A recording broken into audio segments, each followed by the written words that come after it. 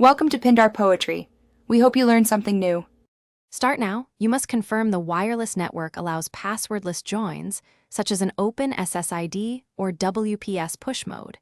You enable Wi-Fi and Bluetooth on your device. Make sure any companion app is installed. Once done, find and note the exact SSID so you avoid connecting to a rogue hotspot.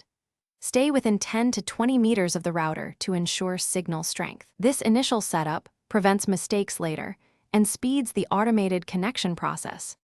Now you take action. Open your device's Wi-Fi list and select the target SSID. If the router supports WPS, press the router's WPS button and then tap Connect on your device within 2 minutes. This triggers automatic authentication. If the network uses an app or QR flow, launch the app, scan the QR code on the router, or accept the push pairing request.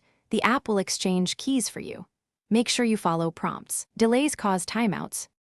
Finish by verifying connection. Confirm your device has an assigned IP and can load a web page.